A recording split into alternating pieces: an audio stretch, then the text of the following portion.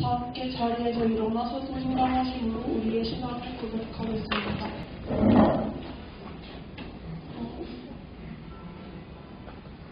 나는 전능하신 아버지 하나님 천지의 창조주를 믿습니다. 나는 그의 일하신 아들 우리 주 예수 그리스도를 믿습니다. 그는 성령으로 잉태되어 동성녀 마리아에게서 나시고 본디오 빌라토에게 영화를 십자가에 못 박혀 죽으시고 사탄이지 사흘 만에 죽은 자 가운데서 다시 살아나셨으며 하늘에 오르셔 전능하신 아버지 하나님 편에 앉으시도다. 거기로부터 살아있는 자와 죽은 자를 심판하러 오십니다. 나는 성령을 믿으며 거룩한 공교회와 성도의 교제와 죄를 소망하는 것과 몸의 변화와 영생을 믿습니다. 아멘. 교독문은 33번 10편 76편을 함께 교독하겠습니다. 교독문 33번을 함께 교독하겠습니다. 하나님이여 주의 판단력을 왕에게 주시고 주의 공의를 왕의 아들에게 주소서. 누가 주의 백성의 공의로 재판하며 주의 가난한 공의를 정의로 재판하나니 이로 말미암아 신들이 백성에게 평강을 주며 작은 성들도 그리하리로다. 누가 가난한 백성의 억울함을 들어주며 궁핍한 자의 자손을 구원하며 압박하는 자의 거두리로다. 그들이 해가 있을 동안에도 주를 두려워하며 달이 있을 동안에도 대대로 그리하리로다. 그는 그 위에는 비같이 땅에 치는 소나비같이 내리니 그의 나레인이 흥황하여 평강이 풍성함이 달이 닿을 때까지 이르리로다. 그가 바다에서부터 바다까지와 강에서부터 땅 끝까지 다스리니 모든 왕이 그의 앞에 항복하며 모든 민족이 다 그를 섬기리로다. 아멘. 모두 자리에 앉아서 나는 예배자리보다 함께 찬양드리겠습니다. 오늘 우리에게 주신 말씀은 요한계시록 2장 1절에서 6절 말씀입니다. 요한계시록 2장 1절에서 6절 말씀입니다. 다 찾으신 줄 알고 한 절씩 교독하면서 읽겠습니다. 에베소 교회의 사자에게 편지하라. 오른손에 있는 7별을 붙잡고 7 금축대 사이를 거니시는 이가 이르시되 내가 내 이름과 수고와 내 이름을 알고 악한 자를 생각하지 아니하면서 자칭 사도와 그의 아닌 자들을 시험하여 그의 거짓된 것을 내가 드러낸 것과 또 네가 참고 내 이름을 위하여 견디고 게으르지 아니한 것을 아노라. 그러나 너를 책망할 것이 아니니 너의 행복하라를 열렸느니라. 그러므로 어디서 떨어졌는지를 생각하고 회개하여 처음 행위를 가지라. 만일 그리하지 아니하고 회개하지 아니하면 내가 내게 가서 내 촛대를 그 자리에서 옮기니라. 오직 내게 이것이 있으니 내가 불안한 행위를 배워하노라. 나도 이것을 미워하노라. 아멘. 지난 시간 우리는 그 영화 같은 일들이 세상에 어떻게 넘치게 일어날 수 있을까라는 것에 대해서 간단하지만 중요한 방법에 대해서 한번 나눴습니다. 알면 된다. 기억나시나요? 그리고 뭐 이게 엄청나게 새로운 건 아니죠, 사실. 영화를 보면서 내용을 다 파악하는 것처럼 그 사람에 대해서 알고 환경에 대해서 알고 그 진심에 대해서 안다면 영화에서나 나올 법한 이야기지만 얼마든지 우리 현실에서도 일어날 수 있고 이런 일들이 그저 그렇게 많이 일어난다면 좋은 세상이지 않을까? 그런 세상에서 더 살고 싶다는 기대감이 있기 때문에 그런 세상을 만들고 싶은 거죠. 이게 알고 보면 너무 당연한데 누구라도 해피엔딩을 꿈꾸잖아요.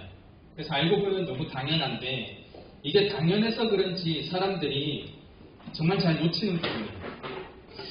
그리고 이런 모습이 없어진 세상, 해피엔딩과 같이 생각되는 게 잘 일어나지 않는 그런 세상을 한마디로 평가하면 이렇게 평가할 수 있을 것 같습니다. 사람 사는 맛이 없다? 아니면 뭐 정이 없다? 이런 이야기 많이 하잖아요.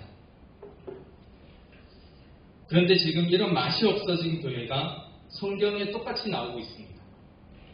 우리가 오늘 읽을 그 우리가 어제 계속 읽은 본문에, 지난주에 읽었던 본문에 해당하는 그 에베소 교회입니다. 그리고 오늘 읽은 본문에도 나오는 에베소 교회입니다. 그 에베소서는 바울 사도를 통해서 에베소라는 지역에 있는 교회에 전하는 하나님의 말씀입니다. 이 교회의 모습을 보면 대부분 다 좋은 모습들입니다. 평가도 좋아요. 그런데 그런 교회가 지금 시간이 지난 후에 어떤 모습인지 성경에 간단하면서도 명확하게 정리해 두었습니다. 그게 오늘 요한계시록 2장 4절의 말씀입니다.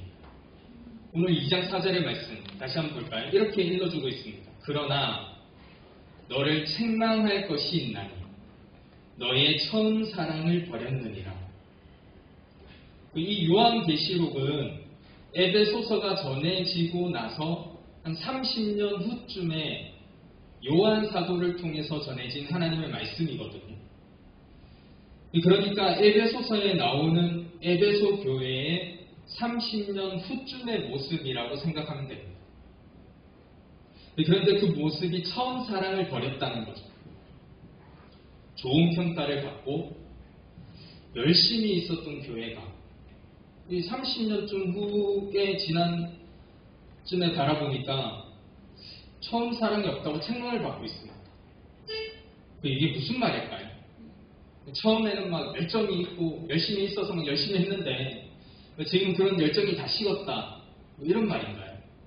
아니면 이때는 정말 거짓 가르침, 이단들이 많이 있었으니까 그런 거짓 가르침, 이단에 넘어가서 교회가 다른 신을 섬기고 하나님 보시기 안 좋았다. 그런 이야기일까요? 그런데 말씀을 보면 이게 둘 다 아니라는 것을 알 수 있습니다. 멀리 갈 필요도 없이 그 앞에 구절인 2절과 3절의 말씀을 보면 에베소 교회가 어떤 교회인지 알 수 있습니다. 2절과 3절 말씀을 한 번 더 읽어보겠습니다. 2절의 말씀입니다. 내가 내 행위와 수고와 내 인내를 알고 또 악한 자들을 용납하지 아니한 것과 자칭 사도라 하되 아닌 자들을 시험하여 그의 거짓된 것을 내가 드러낸 것과 교회 안에 수고와 인내가 있습니다. 지금도 악한 자들을 용납하지 않고 거짓 사도를 분별하는 실력도 있습니다. 또 볼까요? 3절의 말씀입니다. 또 내가 참고 내 이름을 위하여 견디고 게으르지 아니한 것을 아노라. 견디는 힘도 있는데 게으르지도 않아요. 그러니까 여전히 열심히 있습니다.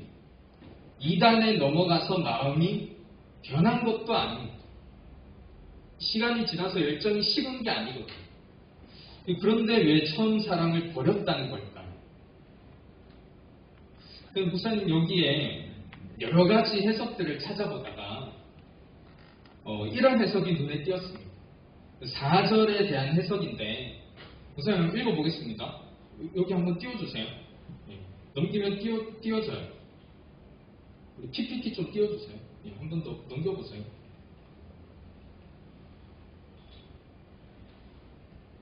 한 번 더 넘겨주세요.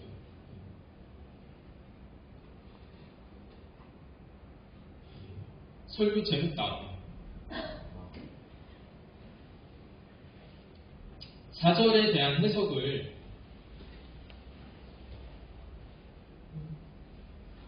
이렇게 하고 있습니다. 들어보세요. 그러나 안타깝게도 그들은 서로 사랑하라는 계명을 소홀히 했을 정도로 교리적인 순수성을 강조했던 것으로 보인다. 말이 좀 어렵나요? 이런 거죠. 이 해석을 보니까 앞에 에베소 교회를 향해 칭찬 같았던 두 구절이 우선 다르게 보이는 거죠.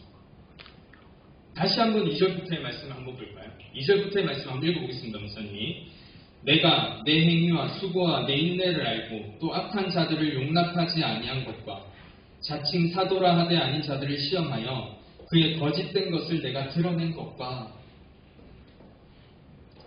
악한 자들을 용납하지 않은 모습은 좋은 모습입니다.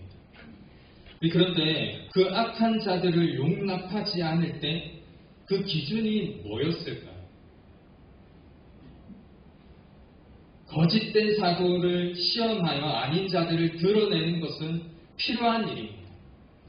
그런데 그 시험 기준은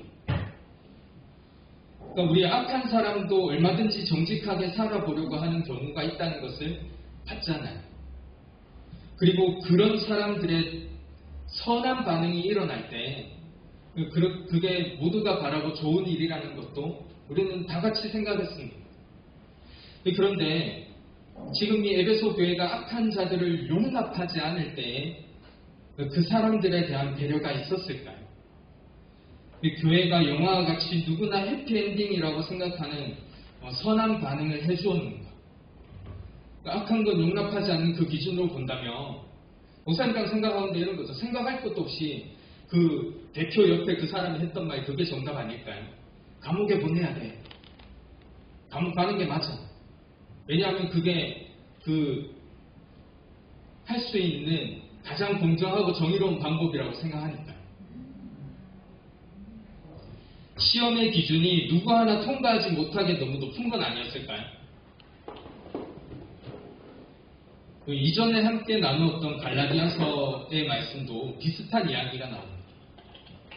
갈라디아서에서는 계속해서 율법에 대한 자유를 이야기하고 있습니다.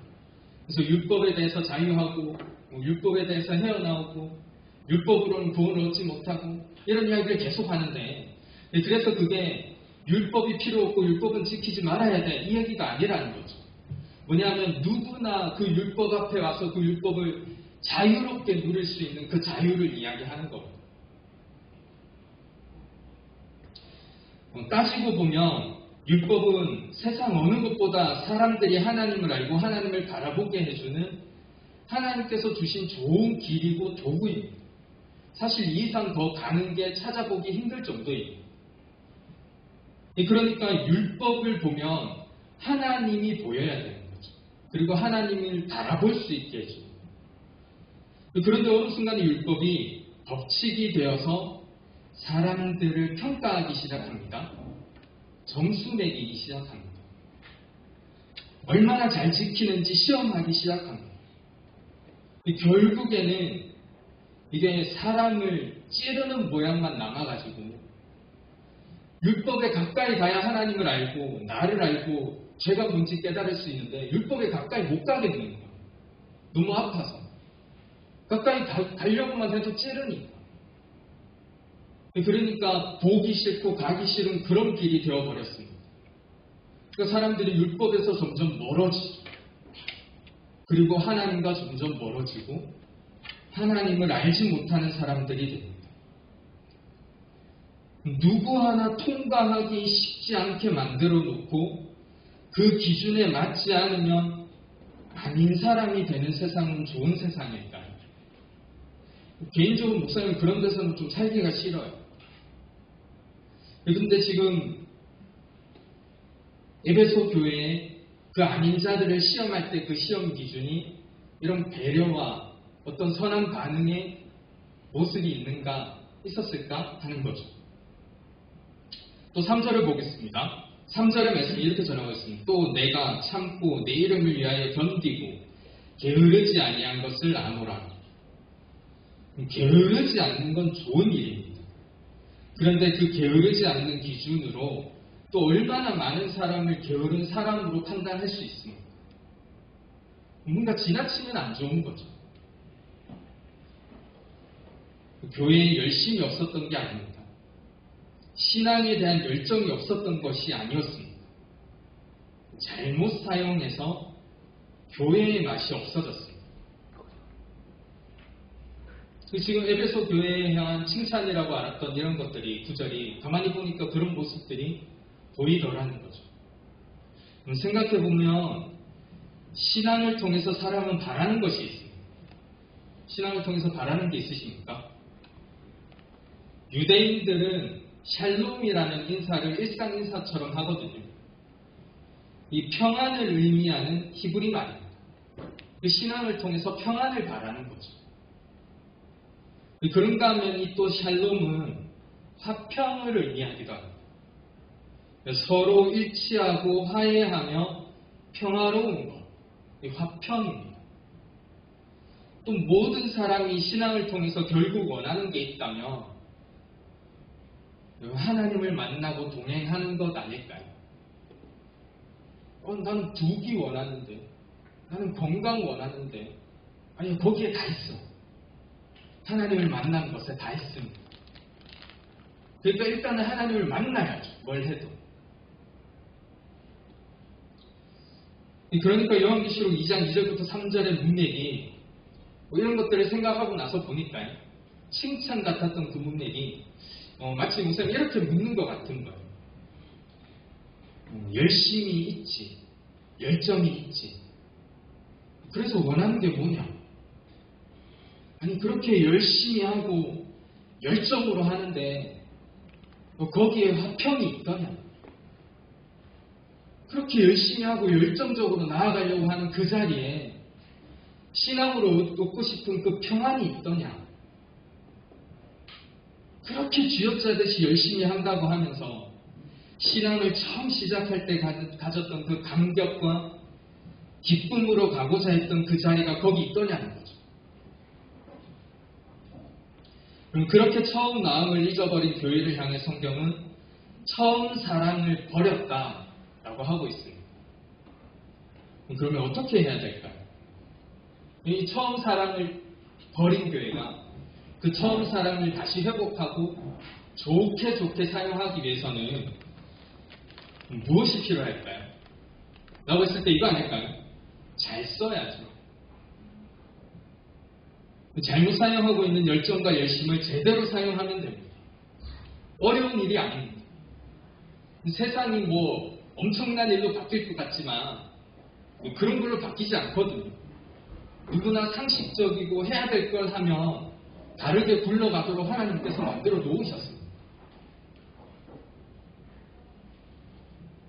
그러면 잘 쓰는 건 무엇일까요?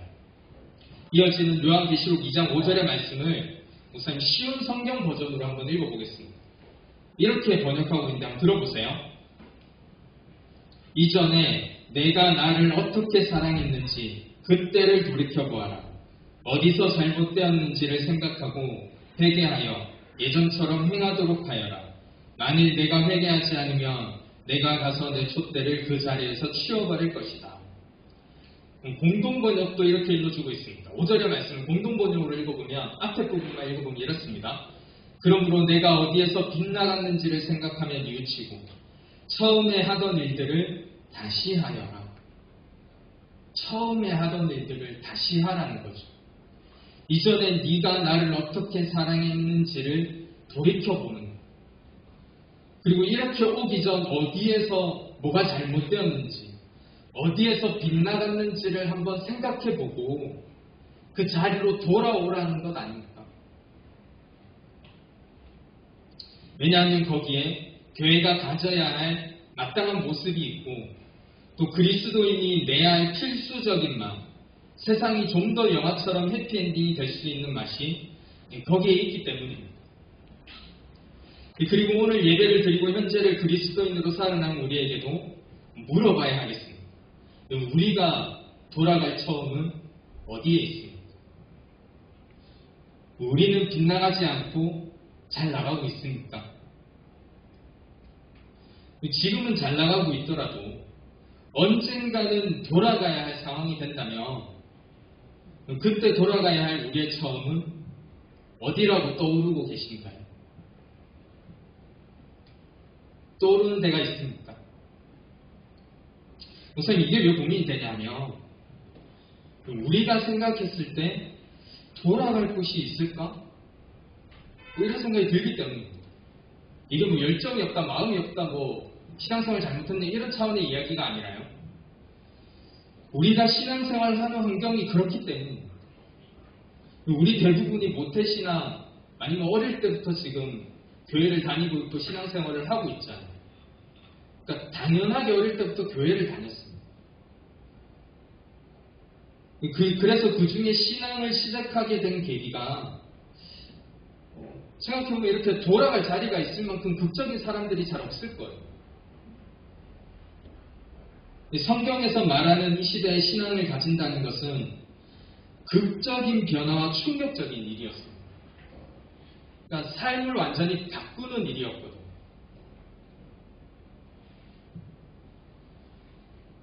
그러니까 돌이켜봐도 내가 그때 그랬었지 하면서 돌아갈 순간이 있었을 거예요. 생각나는 부분이. 그런데 우리는요. 우리가 돌아가야 할 지점이라고 생각하는 하나님 보시기에 좋았던 신앙의 최전성기는 언제입니까? 하늘님. 네. 그 금요일날 목사님 예언도 했잖아요. 교회 검사 될 거라고.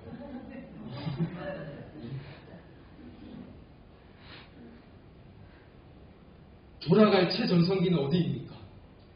그럼 우리 딱 떠오른 때가 있습니까? 그럼 고만고만하게 잘해오지 않았나요, 우리? 그리고 그렇게 따져보면 여러분들은 지금이 가장 최전성기.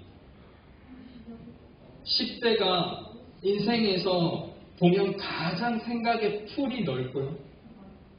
활발하게 움직일 때 제일 체력이나 힘도 좋을 때 그런 조건이 있는 지금이 신앙뿐 아니라 뭘 해도 제일 좋은 때 아닐까요? 그러니까 여러분 신앙이 최전성기는 지금이니까 우리가 만약에 돌아갈 때는 지금인가요? 이런 질문에 대해서 사실 교회가 또 그리스도인들의 돌아가야 할 처음이라는 것은 정해져 있습니다. 기억하면서 말씀을 빨리 맺겠습니다. 우리가 돌아가야 될 곳은 우리의 힘과 능력과 우리의 생각이 최전성기였을 때가 아니라 바로 하나님 나라입니다. 교회가 꿈꾸는 것이 초대교회의 회복이었죠. 예수님의 제자들이 처음 세웠던 그 교회는 이 땅 위에 살지만 하나님 나라를 꿈꾸며 모였던 공동체였습니다. 세상은 좀 지랄 같지만 그래도 이 땅에서 하나님 은혜를 느끼고 같이 누리면서 살 수는 없을까? 그러면서 모였던 게 공동체가 되고 교회가 되었던 겁니다. 이 땅에서는 아무리 둘러봐도 희망이 없는데 그래도 우리가 그런 희망을 좀 하나님 주신 희망을 이 땅에 좀 누리고 전하면서 세워가면서 살아갈 수 있지 않을까? 그러면서 세웠던 게 초대교회였거든요. 그러니까 그런 걸 생각했을 때 맛을 잃은 교회가 또 그리스도인들이 맛을 풍기기 위해 회복해야 할 것이 있다면 하나님의 나라입니다. 우리 컨디션 제일 좋았을 때 아니다. 내가 제일 열심히 눈물 흘리면서 기도했을 때 아니다. 내가 찬양을 제일 열심히 부를 수 있었던 그때 아니다. 성경은 그런 그 하나님의 나라를 이렇게 전하고 있습니다. 이사야 11장 6절부터 9절까지의 말씀인데 좀 4절의 긴 말씀이니까요. 함께 띄워놓고 한번 함께 읽어보도록 하겠습니다. 이사야 11장 6절부터 9절까지의 말씀입니다. 6절부터 이렇게 읽어주고 있습니다. 그때 이리가 어린 양과 함께 살며 표범이 어린 염소와 함께 누우며 송아지와 어린 사자와 살찐 짐승이 함께 있어 어린 아이에게 끌리며 암소와 곰이 함께 먹으며 그것들의 새끼가 함께 엎드리며 사자가 소처럼 풀을 먹을 것이며 젖먹는 아이가 독사의 구멍에서 장난하며 젖된 어린 아이가 독사의 불에 손을 넣을 것이라. 내 거룩한 산 모든 곳에서 해됨도 없고 상함도 없을 것이니 이는 물이 바다를 덮음같이 여호와를 아는 지식이 세상에 충만할 것이니라. 말씀을 읽어보니까요. 하나님 나라를 표현하는데 이렇게 표현하고 있습니다. 애기가 독사와 함께 장난을 한대. 늑대와 양이 함께 살아가고 있습니다. 그렇게 함께 어울리는데 다치거나 서로 싸우지가 않는다는 거죠. 해됨도 없고 상함도 없는 그런 거룩한 삶. 시편 133편 1절 우리가 읽었습니다. 지난 추석에 우리 외우기까지 했습니다. 그 시편 133편 1절에는 이걸 이렇게 표현하고 있습니다. 보라, 형제가 연합하여 동거함이 어찌 그리 선하고 아름다움. 연합하는 것. 동거한다는 말은 같은 집에 산다는 말이 아니라 함께 어울려 즐거워한다는 의미거든요. 그러니까 연합하는 모습, 함께 어울려 즐거워하는 모습. 그러면서 서로가 서로를 알게 되고, 그래서 영화 같은 일도 어렵지 않게 생기는 거기에 하나님의 나라가 있습니다. 그냥 뜬구름 잡는 하늘 위에 보이지는 않지만 내 마음속에 품는 그게 아니라 성경이 일러준 그 모습 가운데 우리가 돌아가야 될 하나님의 나라가 있습니다. 그 어떤 때라도 그것이 그리스도인들이 돌아가야 할 처음입니다. 말씀 진짜 믿겠습니다. 연합이라는 말이 무색해지는 시대입니다. 어울린다는 말도 희미해져 갑니다. 내가 좋아서, 필요해서, 유익이 돼서 이렇게 어울리는 건 누구나 하죠. 사자가 사자와 어울리고, 여우가 여우랑 모이고, 뱀이랑 함께 모여서 굴을 파고, 그 안에 손이 들어가면 꽉 깨우는 거, 이런 건 지금도 그렇습니다. 교회도 똑같으니까 교회의 맛이 없는 거 아닐까요? 교회에서 그런 맛이 나지 않으니까 또한 구분하지 못하는 모습들이 보이고, 하나님 나라가 점점 멀어지고, 또 하나님을 바라보고 싶은 사람, 또한 바라봐야 되는 사람도 바라보지 못하게 되는 거 아닐까요? 끼리끼리 내 눈에 차는 것만 보는 것. 에베소 교회를 보면 오히려 심했습니다. 그러니까 책망받고 있잖아요. 제목을 한 번 더 읽고 말씀을 맺겠습니다. 알고 어울려 함께 만드는 세상. 그곳에 하나님의 나라가 있습니다. 거기서 함께 은혜 누리는 우리가 될 수 있기를 소망합니다. 기도드리겠습니다.